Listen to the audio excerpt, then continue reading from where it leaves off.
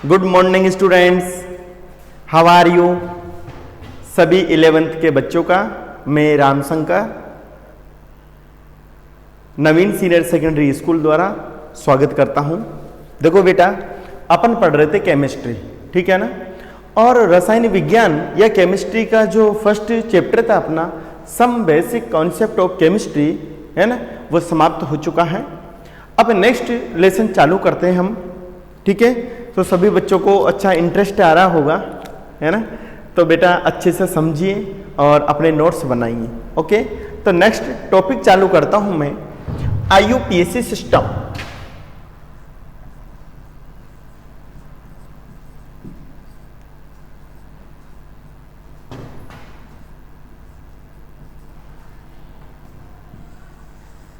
IUPAC system. देखो students, तुम लोग बेटा थोड़ा बहुत 10th में भी पढ़ के आए होंगे, ठीक है ना। इस वर्ड के बारे में तुम सभी बच्चों ने सुना होगा। क्या होता है? International union of pure and applied chemistry, okay, यही होता है, हाँ, है ना। और अपना आज का जो लेक्चर है, लेक्चर नंबर 1 है बेटा, किसका? IUPAC सिस्टम का, ओके। क्या पढ़ रहे हैं अपन? केमिस्ट्री, केमिस्ट्री, ठीक है। केमिस्ट्री में फर्स्ट नेक्स्ट यूनिट है अपना IUPAC सिस्टम, ओके। और लेक्चर नंबर क्या है? 1 है, ओके। और क्लास क्या है अपनी बेटा? 11, ओके। तो ये IUPAC सिस्टम है, ये कार्बनिक रसायन विज्ञान का पार्ट है बेटा। किसका पार्ट है? कार्बनिक रसायन विज्ञान का पार्ट है, okay. So that IUPAC system कार्बनिक रसायन विज्ञान का पार्ट है। केमिस्ट्री पढ़ रहे हैं अपन, आज लेक्चर नंबर 1 है क्लास 11th में, ओके। तो देखो बेटा, मैं बात कर रहा था IUPAC। देखो IUPAC की जरूरत क्यों पड़ी, ये शब्द सभी बच्चों ने 10th में सुना होगा, है ना। IUPAC की जरूरत क्यों पड़ गई अपन को स्टूडेंट्स? कोई बच्चा बता सकता है? देखो बेटा, आए दिन डेली नई नई यौगिकों की खोज की जा रही है साइंटिस्ट के द्वारा, ठीक है ना। अदर्स जो कंट्रीज है वहां पर, जहां पर रिसर्च को ज्यादा प्रायोरिटी दी जाती है वहां पर, ठीक है। तो उन यौगिकों का नामकरण कैसे किया जाए, है ना, इंटरनेशनल लेवल पर उस यौगिक को किस नाम से जाना जाए। जैसे मान लो कोई चीज है, अब राजस्थान में अलग नाम से जानी जाएगी, महाराष्ट्र में अलग नाम से, है ना, यूपी में अलग नाम से, ठीक है। तो फिर पूरे वर्ल्ड के अंदर उसको एक नाम से कैसे जाना जाए, ठीक है। तो इस समस्या से बचने के लिए किसी भी यौगिक के नामकरण की एक अंतरराष्ट्रीय पद्धति डेवलप की गई, ठीक है, जिसके द्वारा यौगिक का नामकरण किया जाता है, नोमेनक्लेचर किया जाता है, ताकि पूरे इंटरनेशनल लेवल अर्थात अंतरराष्ट्रीय स्तर पर उस यौगिक को एक ही नाम से जाना जाए, ओके। आगे बात समझ में बेटा, जिसे यूरिया है साहब, ओके। तो यूरिया का जो IUPAC नाम होता है वो क्या होता है? एमिनो मेथेनेमाइड। तो एमिनो मेथेनेमाइड के नाम से पूरे वर्ल्ड में इसको जाना जाएगा, ठीक है। तो IUPAC नाम क्या होता है? उस यौगिक के नाम से रिलेटेड होता है जिसका अंतरराष्ट्रीय स्तर पर एक ही नाम से पहचाना जाए, आइडेंटिफाई किया जाए, ओके। सो दैट IUPAC नाम की फुल फॉर्म क्या हो जाएगी स्टूडेंट? ये अपना IUPAC, ठीक है। फुल फॉर्म क्या हो जाएगी इसकी? International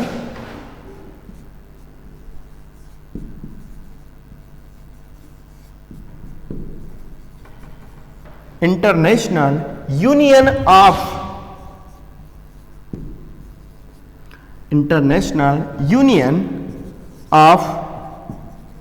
pure and applied chemistry.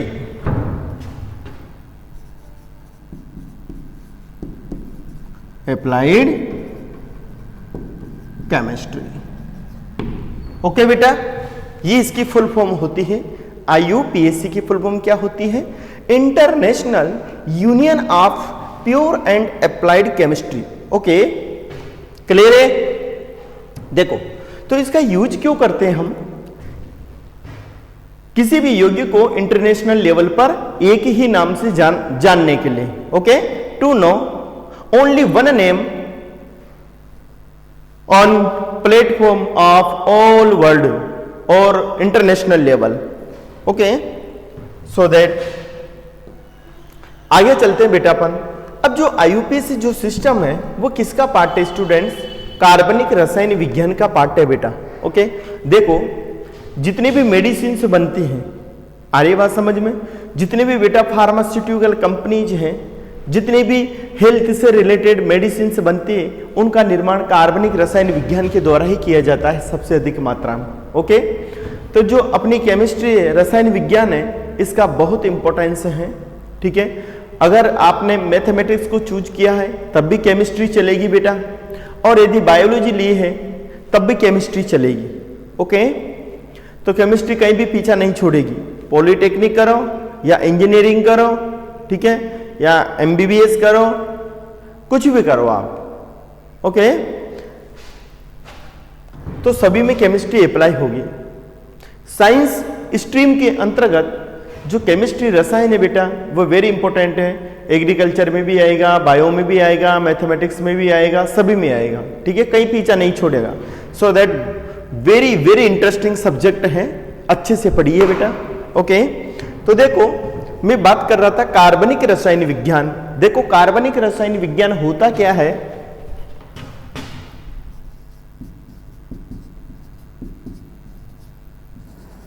कार्बनिक रसायन विज्ञान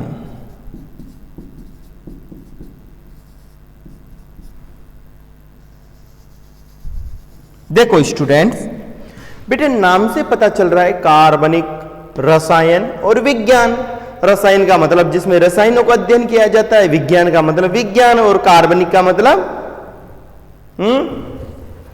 देखो बेटा, ऐसे यौगिक जो कार्बन एवं हाइड्रोजन से मिलकर बने होते हैं उन्हें हाइड्रोकार्बन कहा जाता है, एवं उनके व्युत्पन्नों का अध्ययन विज्ञान की जिस शाखा में किया जाता है उसे ही कार्बनिक रसायन विज्ञान कहते हैं हम। ओके, है ना? The branch of chemistry which deals hydrocarbons and their derivatives which are called organic chemistry. Okay, तो बेटा रसायन विज्ञान की वह शाखा जिसके अंतर्गत कार्बन एवं हाइड्रोजन से मिलकर बने हुए यौगिकों एवं उनके व्युत्पन्नों का अध्ययन किया जाता है उसे कार्बनिक रसायन विज्ञान कहा जाता है। क्लियर है? तो सो दैट मैं डेफिनेशन लिख देता हूं बेटा, अच्छे से इसको याद करना है। रसायन विज्ञान की वह शाखा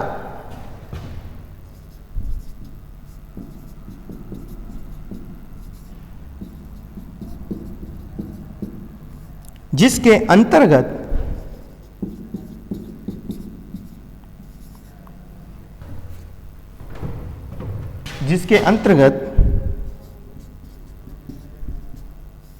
कार्बन एवं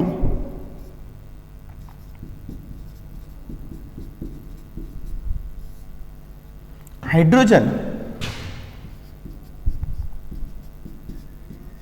कार्बन एवं हाइड्रोजन से मिलकर बने यौगिकों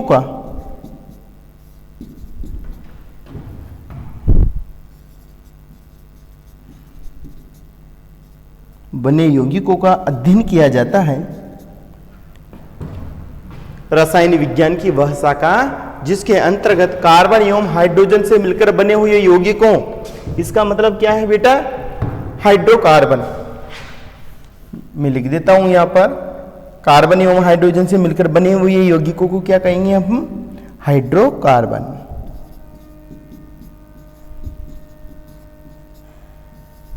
क्लियर है? कार्बन एवं हाइड्रोजन से मिलकर बने हुए यौगिकों एवं उनके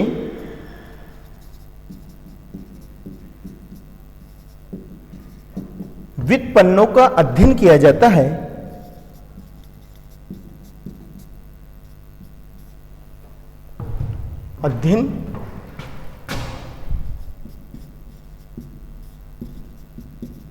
अध्ययन किया जाता है, कार्बनिक रसायन विज्ञान कहलाती है।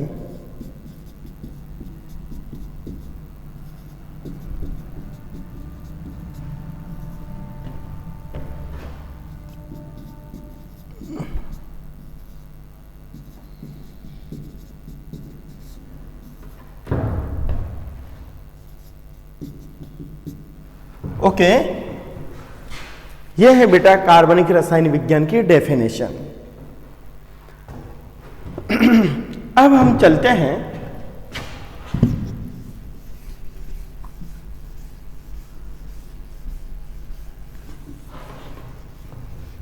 तो समझ में आया स्टूडेंट्स?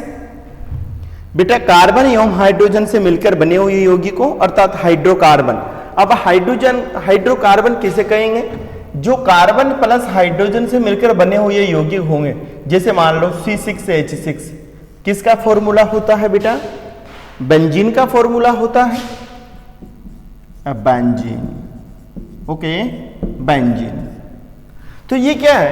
हाइड्रोकार्बन है, C6H6 कार्बन एवं हाइड्रोजन पाया जा रहा है, जैसे मीथेन, ये तो पढ़ा होगा तुमने, इथेन आदि।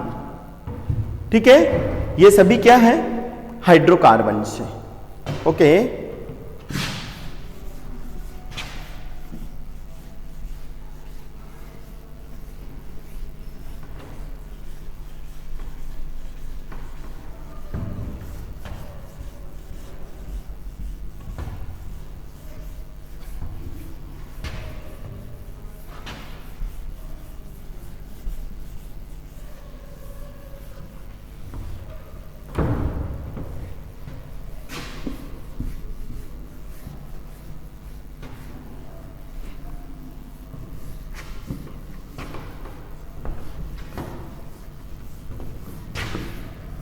देखो स्टूडेंट्स, बेटा कुछ टर्मिनोलॉजी है, पहले हम उसको समझेंगे। ठीक है, जैसे यदि एक कार्बन उपस्थित हो तो उसको क्या कहते हैं अपन? मेथ। दो कार्बन उपस्थित हो तो एथ, तीन कार्बन हो तो प्रोप, पेंट, है ना, but, hex, hept, sept, hept, oct, non, dec, undec, dodec आदि। तो इस प्रकार से हम पहले क्या करते हैं? कार्बन परमाणु के नाम लिखते हैं। ओके, जैसे नंबर ऑफ कार्बन एटम्स लिख देता हूं बेटा एक तरफ, नंबर ऑफ कार्बन एटम्स।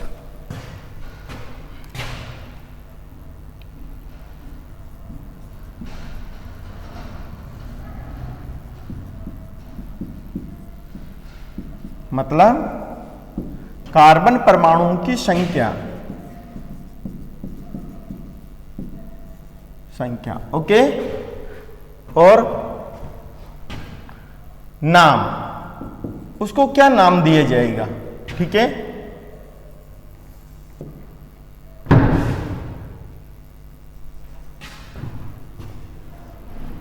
जैसे स्टूडेंट्स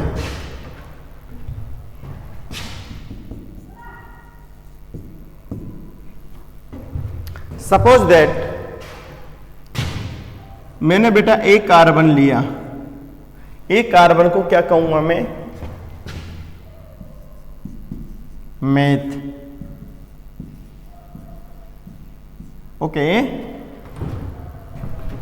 फिर ये बेटा दो कार्बन, अगर किसी कंपाउंड में वन कार्बन एटम उपस्थित हो तो उसको क्या कहेंगे? मेथ। ओके, और यदि टू कार्बन एटम्स प्रेजेंट हो तो इसको क्या कहेंगे? एथ। ठीक है स्टूडेंट्स, अगर थ्री कार्बन एटम्स प्रेजेंट हो बेटा, देखो मैं इससे ये कर देता हूं लाइंस,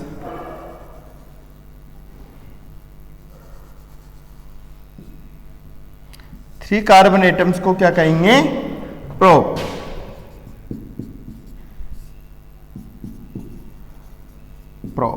ओके। फिर आता है fourth carbon atom. 4 carbon atom present हो तो उसको क्या कहेंगे अपन? ब्यूट।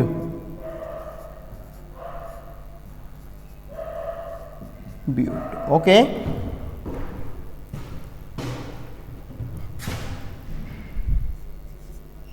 फाइव कार्बन को क्या कहेंगे अपन? पेंट, ठीक है, पेंट। ठीक है बेटा, अच्छी तरह क्लियर दिखाई दे रहा है, ठीक है ना? ओके। फिर 6 कार्बन एटम को क्या कहेंगे अपन? हेक्स।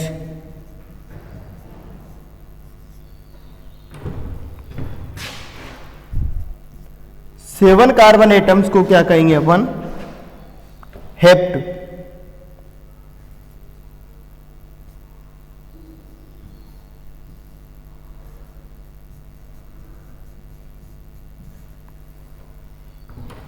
Hept, okay. कर सकते हो ऐसा। अगर किसी कंपाउंड में बेटा 1 कार्बन एटम प्रेजेंट होगा तो उसको मेथ कहेंगे। अब यदि सिंगल बॉन्ड प्रेजेंट होगा तो मेथेन, ठीक है। इसी प्रकार 2 कार्बन प्रेजेंट होंगे किसी कंपाउंड में तो उसको, अगर सिंगल बॉन्ड प्रेजेंट है तो एथेन, डबल बॉन्ड प्रेजेंट है तो एथीन, और ट्रिपल बॉन्ड प्रेजेंट है तो इथाइन बोलेंगे या एथाइन बोलेंगे बेटा। क्लियर है? तो देखो,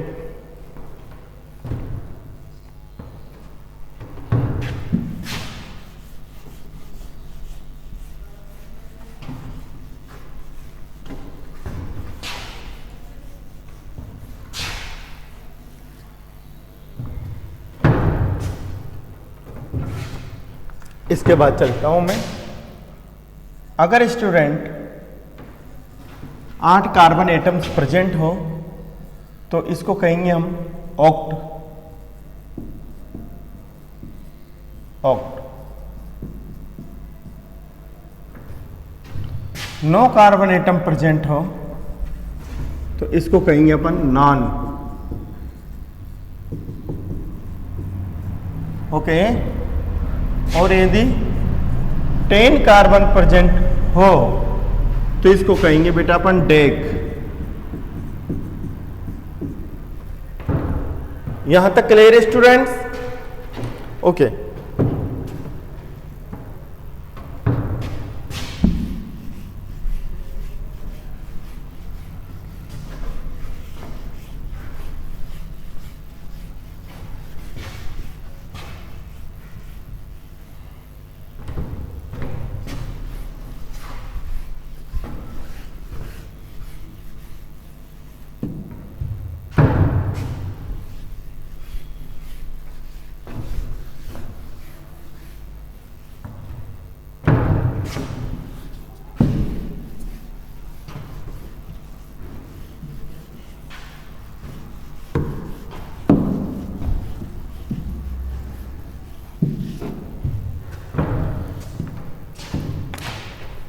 ओके।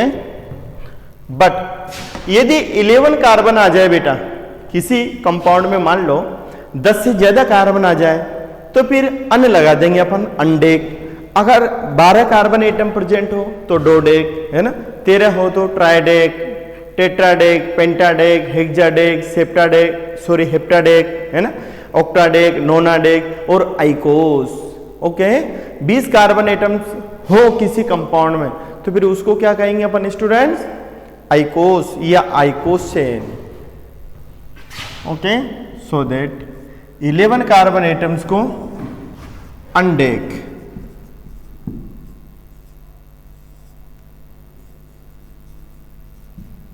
अनडेक कहेंगे बेटा, है ना। और 12 कार्बन एटम को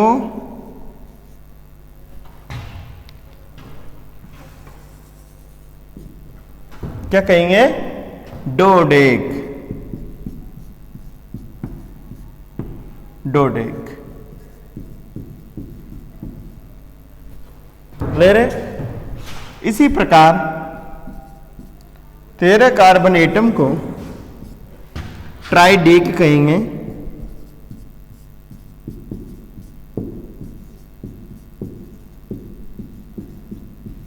ट्राइडेक, ओके। 14 कार्बन एटम को टेट्राडेक कहेंगे।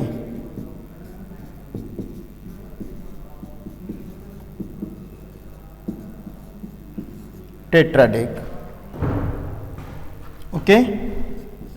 और 15 कार्बन एटम को कहेंगे बेटा पेंटाडेक।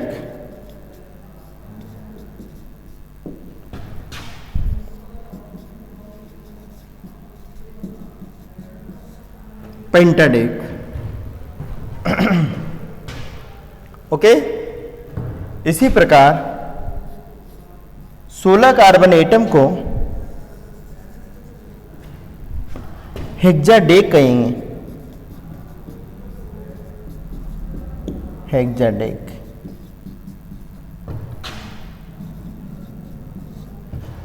ठीक है, यहां तक क्लियर है।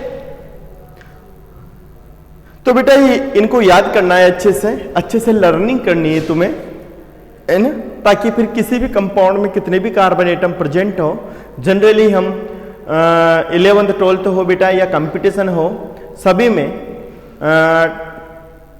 12 तक ही कार्बन एटम्स को कंसीडर करते हैं। बाकी बहुत हायर कंपाउंड्स हैं, है ना, जिसमें लार्ज संख्या में कार्बन एटम्स प्रेजेंट होते हैं। बट जो नॉर्मली केमिकल्स की या ऑर्गेनिक कंपाउंड्स की हम लोग स्टडी करते हैं, उनमें लगभग 10 कार्बन तक काम चल जाता है बेटा, लेकिन फिर भी मैं 20 तक लिखवा देता हूं तुम्हें, है ना। तो 16 कार्बन एटम्स को क्या कहेंगे अपन? हेक्साडेक, ओके। Next,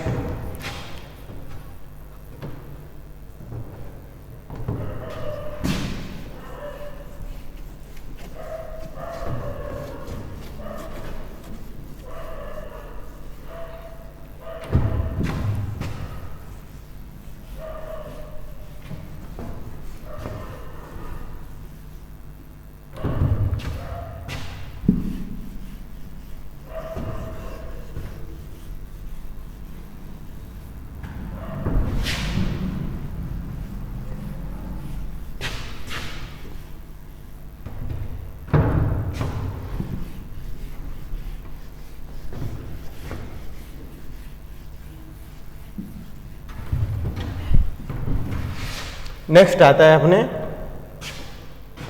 carbon number 17। अगर बेटा 17 कार्बन एटम प्रेजेंट हो तो उसको कहेंगे अपन हेप्टाडेक।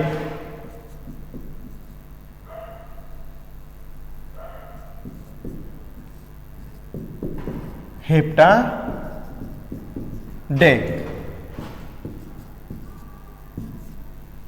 ठीक है। अगर 18 कार्बन एटम्स प्रेजेंट हो तो उसको कहेंगे अपन ऑक्टाडेक।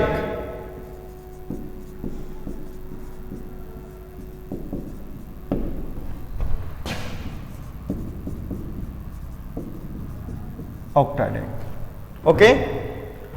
अगर 19 कार्बन एटम्स प्रेजेंट हो तो इसको कहेंगे अपन नोनाडेक।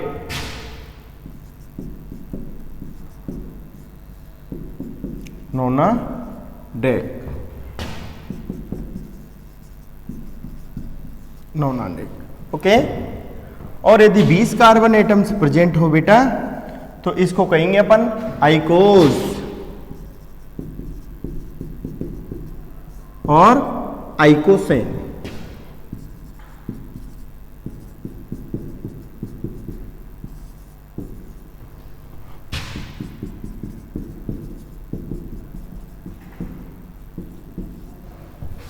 ओके,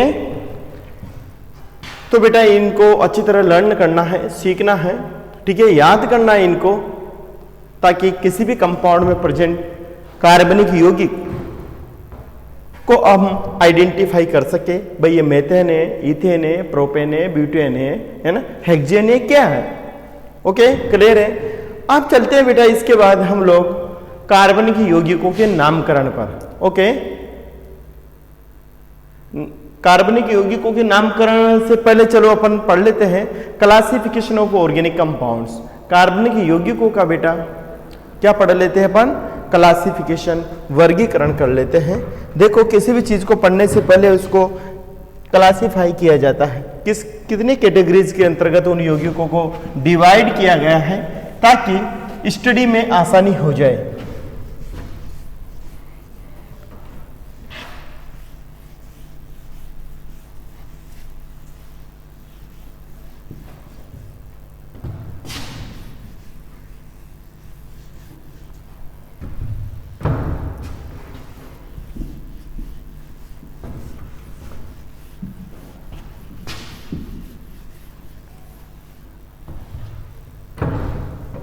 ओके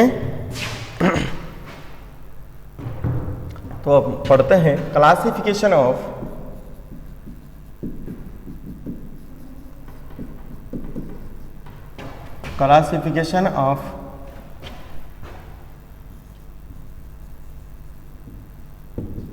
ऑर्गेनिक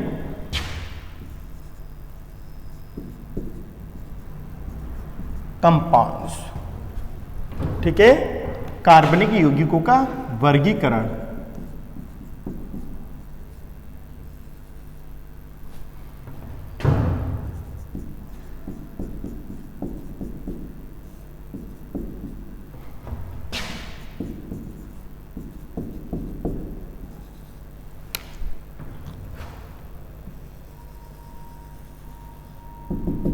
देखो स्टूडेंट्स, तुमने बेटा कार्बनिक यौगिकों का वर्गीकरण का थोड़ा बहुत आइडिया 10th में भी पढ़ा होगा। ठीक है, कार्बनिक यौगिकों को जनरली हम लोग दो कैटेगरी में डिवाइड करते हैं, एक तो समवर्त श्रृंखला वाले यौगिक और एक विवर्त श्रृंखला वाले यौगिक, मतलब open chain compounds and closed chain compounds. ठीक है, और जो ओपन चेन कंपाउंड्स है इनको भी 2 कैटेगरीज में बांटा गया है, एक तो स्ट्रेट चेन कंपाउंड्स, ओके, और एक क्लोज्ड ब्रांच्ड चेन कंपाउंड्स, मतलब साकित और असाकित। ओके, सो दैट कार्बन की यौगिकों को 2 कैटेगरीज में बांट सकते हैं बेटा अपन। पहले देखो, यह है खुली श्रृंखला वाले यौगिक, खुली श्रृंखला वाले यौगिक, मतलब open chain compounds, open chain compound. Clear है बेटा? या विवृत श्रृंखला वाले यौगिक, विवृत श्रृंखला वाले यौगिक। ठीक है,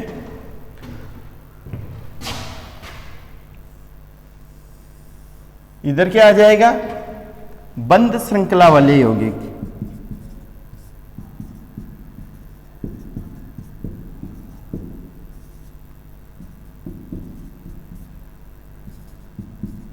मतलब क्लोज्ड चेन कंपाउंड्स।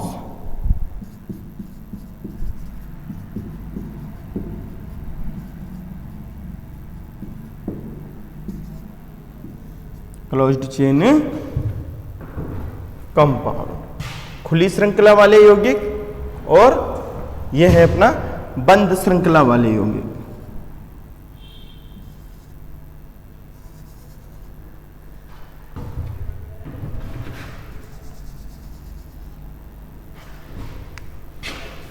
अब देखो, जो खुली श्रृंखला वाले यौगिक है बेटा, इनको भी आगे जाकर 2 कैटेगरीज में डिवाइड किया गया है। कौन कौन से में? एक तो साकित श्रृंखला वाले यौगिक और एक असाकित श्रृंखला वाले यौगिक, ब्रांच्ड चेन कंपाउंड्स, ओके, और नॉन ब्रांच्ड कंपाउंड्स, साकित और असाकित, branched and unbranched.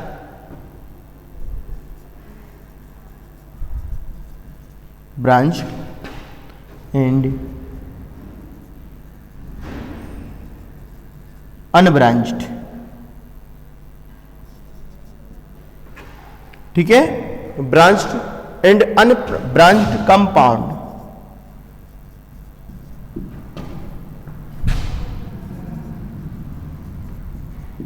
Okay, branched का मतलब होता है बेटा साकित यौगिक,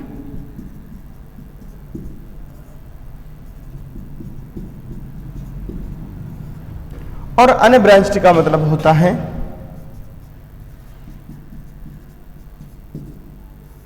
असाकित यौगिक। ओके,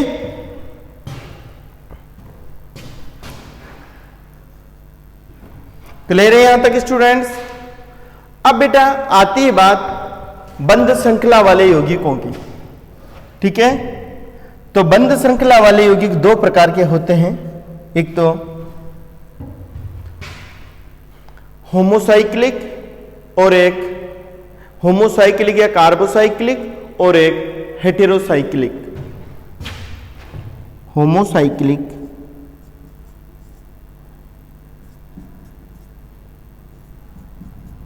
होमोसाइक्लिक और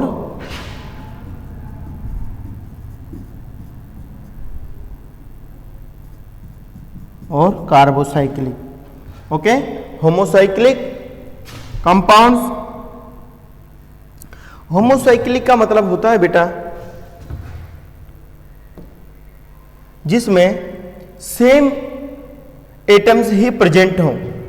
ठीक है, मतलब कार्बन एवं हाइड्रोजन ही प्रेजेंट हो, उसको क्या कहेंगे अपन? होमोसाइक्लिक। ओके, और दूसरा आता है heterocyclic. Heterocyclic compound.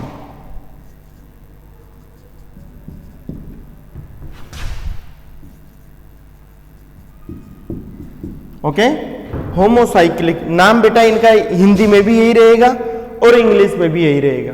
Okay, homocyclic और कार्बोसाइक्लिक, जबकि ये विषम चक्रीय यौगिक होते हैं, हेटेरोसाइक्लिक कंपाउंड्स होते हैं। ठीक है, अब मैं आगे चलता हूं।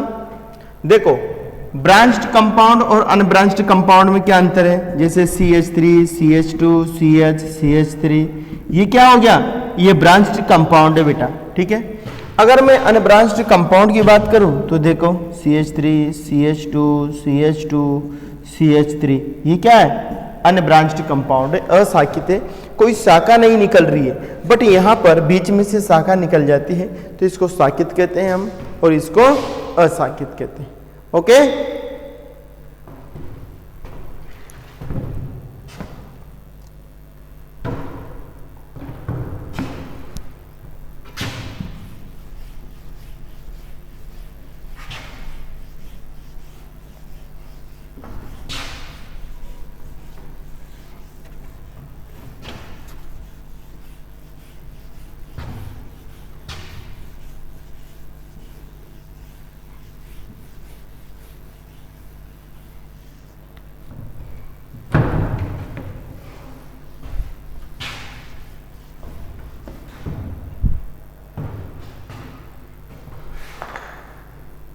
अब देखो जो होमोसाइक्लिक कंपाउंड्स क्या होते हैं बेटा?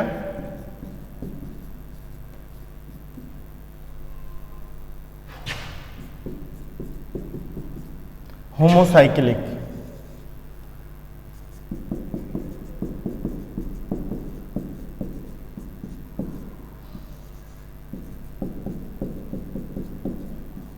होमोसाइक्लिक यौगिक क्या होते हैं?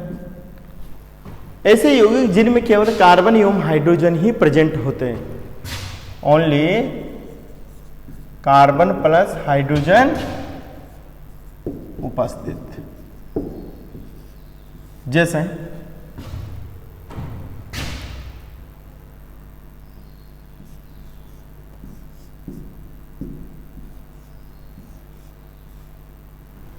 ठीक है,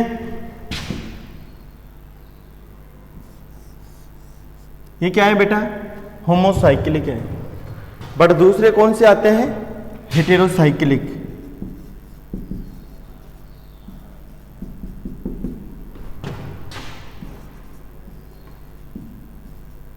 हेटेरोसाइक्लिक कंपाउंड।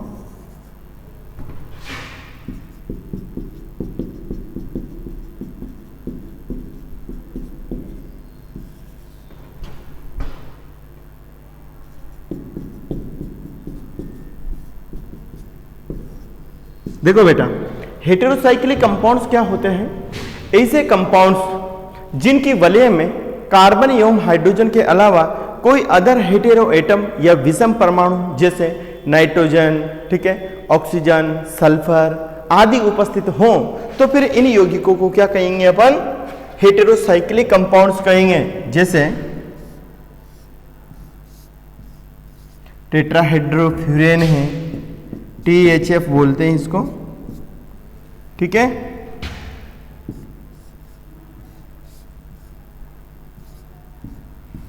पायरेन है, ओके, पिरिडीन है,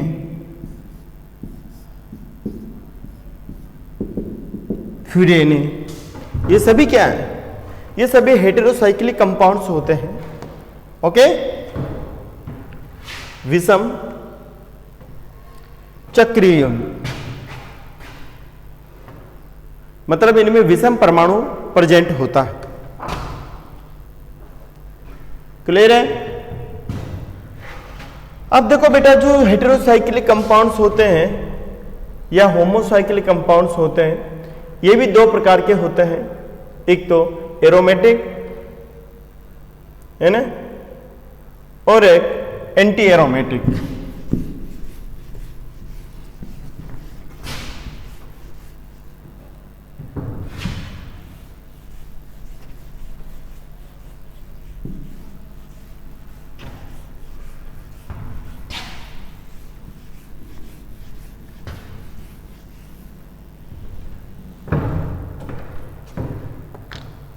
देखो, जो विषम चक्रीय यौगिक होते हैं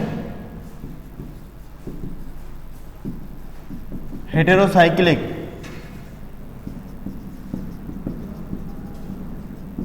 विषम चक्रीय यौगिक, इनको आगे जाकर पुनः 2 कैटेगरीज में डिवाइड किया गया है, ओके। कौन कौन सी में? एक तो बेटा alicyclic compounds,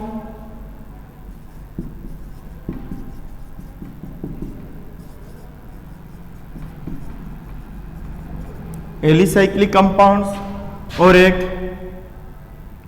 aromatic compounds.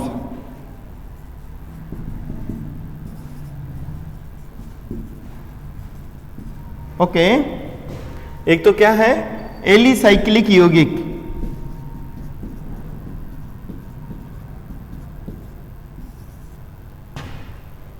Alicyclic यौगिक, और एक क्या है बेटा?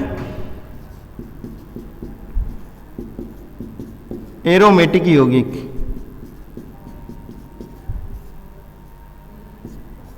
ठीक है, क्लियर? यहां तक विषम चक्रीय या हेटेरोसाइक्लिक कंपाउंड्स को 2 कैटेगरीज में डिवाइड किया गया है, alicyclic compounds and aromatic compounds. जो एलिसाइक्लिक कंपाउंड्स होते हैं बेटा, इनमें जैसे साइक्लोब्यूटेन, साइक्लोप्रोपेन है ना, साइक्लोपेंटेन, साइक्लोहेक्सेन आदि आते हैं।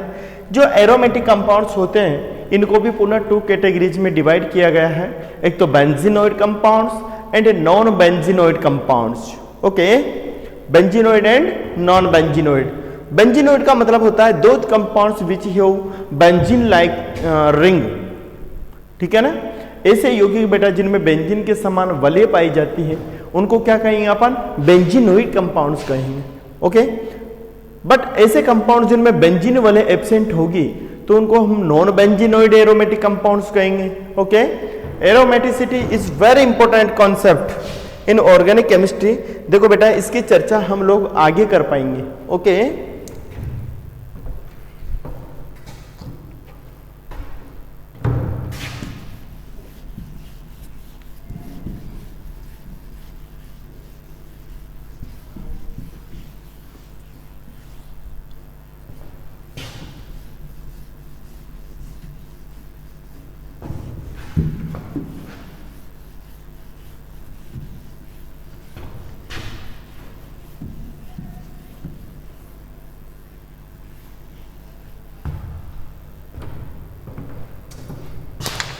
देखो स्टूडेंट्स, एलिसाइक्लिक कंपाउंड कौन कौन से हैं बेटा? जैसे साइक्लोप्रोपेन,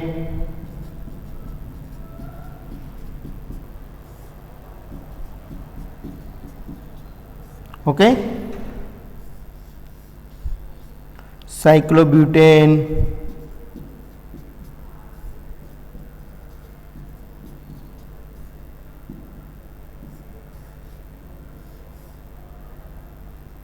साइक्लोपेंटेन,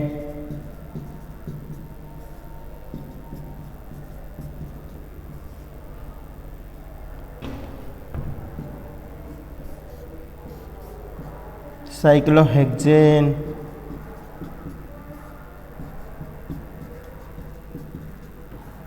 ठीक है।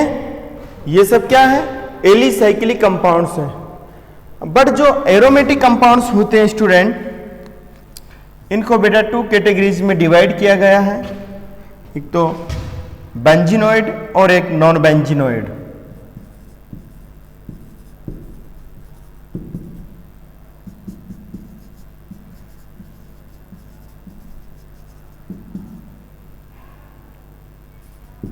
बेंजीनोइड का मतलब बेंजीन वलय युक्त यौगिक, और नॉन बेंजीनोइड का मतलब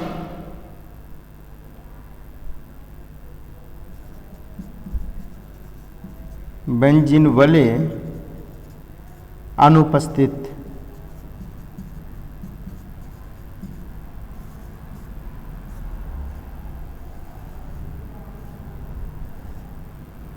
नॉन बेंजीनोइड, बेंजीन वलय अनुपस्थित होती। देखो बेटा, बेंजीनोइड और नॉन बेंजीनोइड कंपाउंड्स कौन कौन से होते हैं?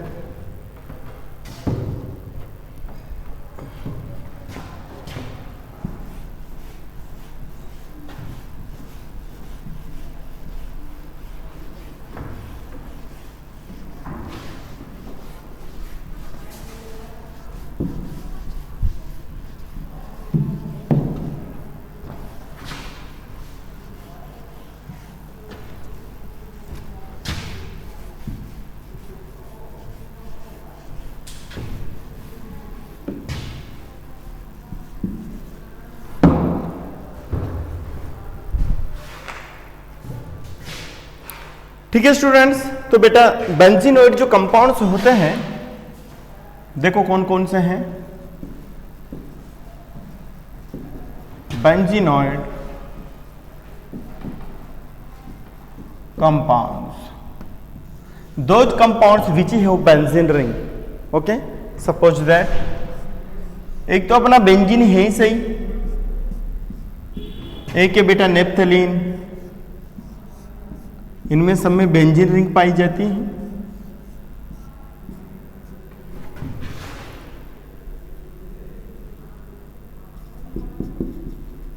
ये बेंजीन है, ये बेंजीन रिंग की स्ट्रक्चर है।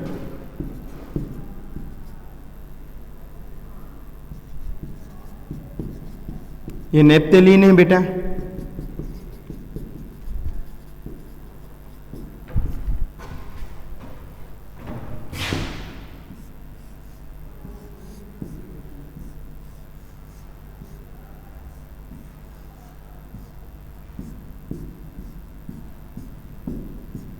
इसको बोलते हैं अपना एन्थ्रासीन।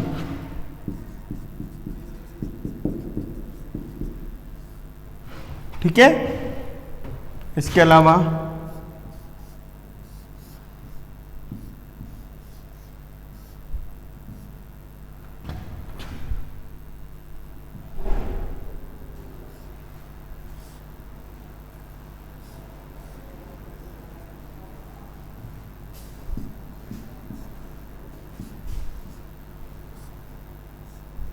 ठीक है, यह है बेटा फिनेंथ्रीन, या गोला लगा दो इनके अंदर, गोला भी लगा सकते हैं अपन, और पाई इलेक्ट्रॉन के रूप में भी प्रदर्शित कर सकते हैं स्टूडेंट। ठीक है,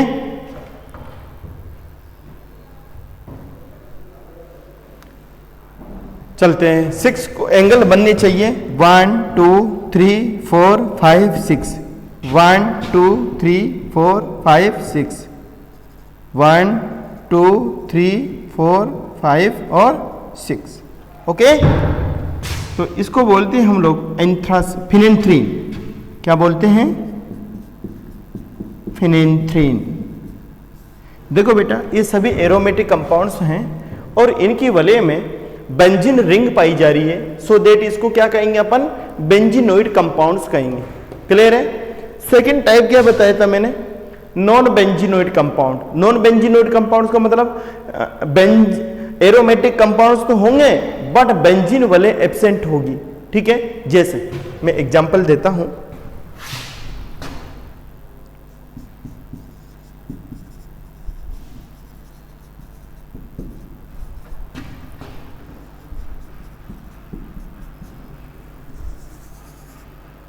जैसे ये है अपना फ्यूरेन। फ्यूरेन में कोई बेंजीन रिंग है क्या? नहीं है, बट फिर भी बेटा ये एरोमेटिक होता है, फ्यूरेन। ठीक है, थायोफीन,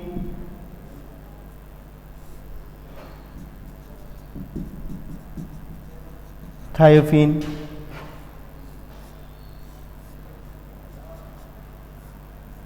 ये अपना पिरिडीन या पायरिडीन। ओके, इसमें बेंजीन रिंग प्रेजेंट है। ठीक है, तो अपन इसको क्या कर देते हैं? ऐसा कर देते हैं इसको, देखो रुको, थायोफीन हो गया, N और AH। देखो 2 2 4 और 2 6 पाई इलेक्ट्रॉन हो गए। ठीक है स्टूडेंट्स, तो बेटा ऐसे यौगिक जिनमें 6 पाई इलेक्ट्रॉन्स प्रेजेंट होते हैं वो एरोमेटिक होते हैं, सो दैट इसको क्या कहेंगे अपन? पायरोल। ये भी क्या है? Aromatic compounds. ओके, क्लियर है? तो ये है नॉन बेंजीनोइड कंपाउंड्स और ये है बेंजीनोइड कंपाउंड्स। क्लियर है? ओके, ठीक है स्टूडेंट्स, आज बेटा यहां तक, फिर कल मिलते हैं अपन नेक्स्ट लेक्चर में। Thank you.